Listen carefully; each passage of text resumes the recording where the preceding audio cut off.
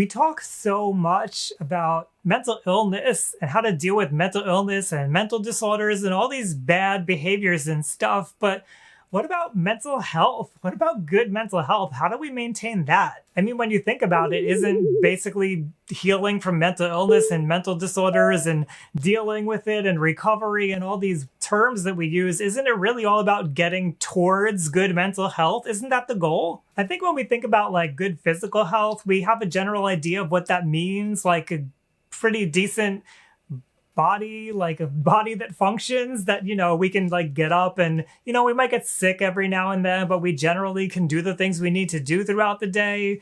We can live, we can work, we can do things, I don't know. Do you feel like you understand good physical health? I feel like I don't even need to explain it. I think we just kind of know what it is. But if I were to ask you, what is good mental health and how do you maintain it? Would you have an answer for that? Well, I can give you what I think my answer would probably be. My answer would probably be very similar to what we think of as good physical health. We'd be able to just function in the world. We'd be able to be productive, whether that's at work or just in hobbies and things that we like to do. We'd be able to have healthy and happy and fulfilling relationships, and we generally would have a good sense of well-being and happiness and whatever.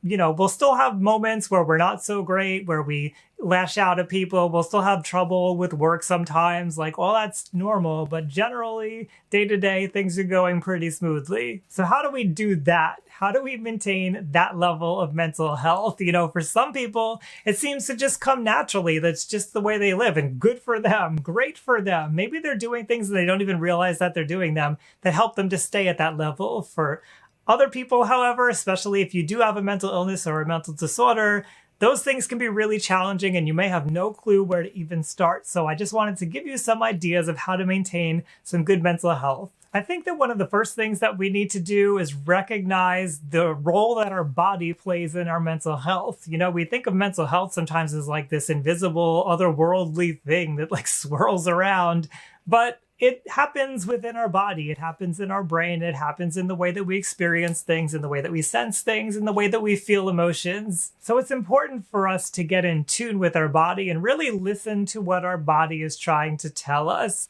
I know that's a little foreign of a concept for some of us. Maybe we never thought of doing that before. It might sound kind of weird and wacky to listen to your body, but your body's always giving you signals. When you feel hungry, that's a signal. When you feel thirsty, that's a signal. When you feel tired, that's a signal. And you listen to those signals generally. I hope that you listen to those signals because your body's giving you personal, important information. So of course, there's just the basics of nourishing your body, getting enough sleep, all that kind of stuff. Totally important, and I don't think I need to go through what those things are here. But I do think a lot of people get tripped up when it comes to emotions. When we think about our emotions or when we experience an emotion, sometimes we get afraid of the emotion or we feel like it's too intense or we don't know how to express the emotion. I think that's where we have a lot of trouble. I think ultimately, first, we have to acknowledge that the emotion is there and that it's okay for it to be there. It's okay for it to exist.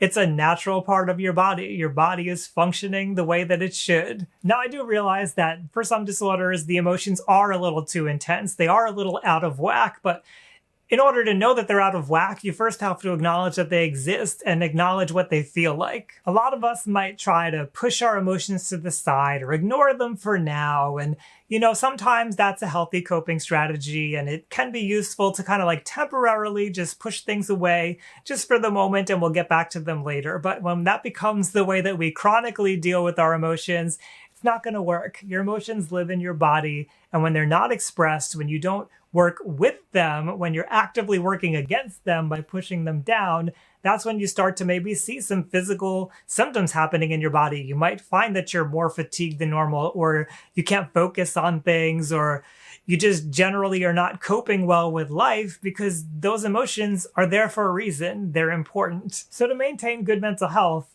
please listen to your body. Something else that you're going to want to do, and it relates to your body, is to be able to get yourself back into a calm state, no matter what's going on around you. Now, I know if you're in the middle of a dire situation, it's an emergency, you're enraged, you're feeling defensive, like somebody's coming at you, attacking you, maybe it's not so appropriate to be calm in those moments, but generally throughout the day, most of the time, we should be able to return to calm. Even if we get into a fight with somebody, we need to have strategies to de-escalate and come back down from that. Everybody is going to have different tools to enable them to be able to do this. One of my favorite tools personally is to slow down your breathing. When you slow down your breathing is linked with your heart. Your heart is usually the thing that's getting all crazy and pounding hard when we're enraged or when we're fearful. So when you slow down the breathing, you slow down the heart rate and you bring yourself back to that state of calm. This isn't going to work for everybody though. Some people may need to do something like grounding techniques, especially if we're dissociating. For other people, there could just be chronic anxiety looming in the background and you may need medication to deal with that. Your moods may fluctuate, things like that.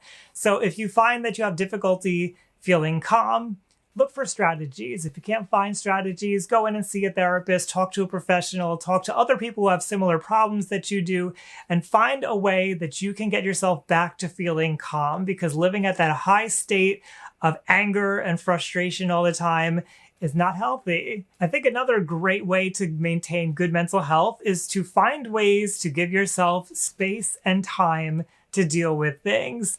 Now, what do I mean by that? Because that's a little vague. What I mean is that when you have these emotions, when you have these thoughts, when you have like catastrophes happening in your life, or at least what feels like catastrophes, find ways to put yourself in between the middle of what's going on. Give yourself some space. Spread out the thoughts that you're having. Make it not feel so pressing and important if it's not so pressing and important. Chances are, if it's not life-threatening, it can wait. I know a lot of people are going to groan when I say this.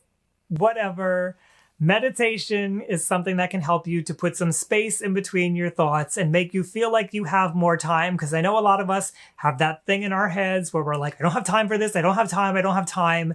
But that's usually something that we're telling ourselves, and it's because we haven't prioritized our time. It's important that we take the time to recognize that our thoughts, our emotions, and our behaviors are all things that we are in control of to some extent, and we can change and we can rearrange. So allow yourself to open up and give yourself some of that space and time to reconsider things, to express the emotions, to feel the emotions, to maybe think about, are there different thoughts that I could think that would be more helpful? Or are there different ways that I could act that could help me to feel better?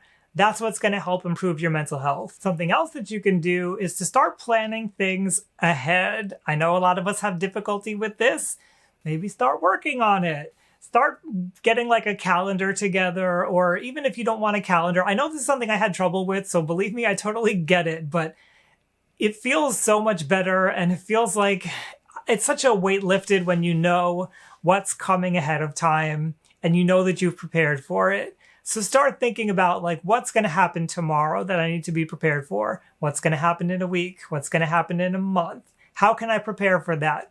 Maybe list it down on a piece of paper. Have somewhere that you go to that you regularly check in on things. The more that you can prepare, the more that you can anticipate things properly, not with a lot of anxiety, hopefully. Hopefully we're doing this mindfully and we're putting that space and time in between things.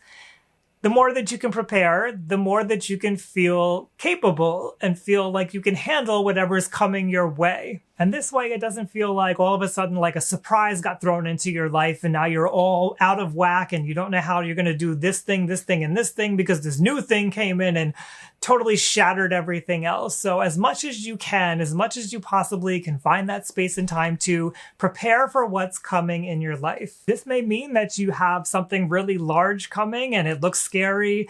Don't just like push it to the side and act like it's not happening. I know a lot of us like to do that and then just try to tackle it all at the last minute. That's okay. If that's something that you can do and it helps you to get through it, fine. If it works for you, it works for you. But probably a better strategy is to take whatever that giant thing is, break it down into smaller pieces and tackle those small pieces day to day to day. Another thing that a lot of us probably need to do is to have a little bit of a reality check with ourselves and not overcommit ourselves to things that we can't handle. Look at your performance in the past. Have you been able to do X, Y, and Z in that amount of time that you're looking at doing in the future? Because if you couldn't do it in the past, what makes you think you're going to be able to do it now? Don't commit to it if you can't do it. Only take on the things that you're able to take on. Everything else, allow somebody else to help you with it, or just let it go. We don't need to do everything. Okay, so what else can we do to maintain good mental health? One of the best things that I think we can do, and one of the best things that I've heard from different studies in different places, is that we should have a good social support network. Now, I know there's a lot of us, myself included, who are like, well, I don't have that many people in real life that I'm close to. I think that's kind of a reflection of the times that we live in today, sadly. But you can still find people online that you can have conversations with. You can still find support networks. Go out to something that you enjoy. And I'm saying this like without doing it myself. I'm not one of these people that does these kinds of things. But if you are one of those people who could consider it, who would like to go out and meet people, go to some kind of a hobby group or something, or go to, I don't know if it's your thing, go to a bar. If it's your thing, then go to a dance club.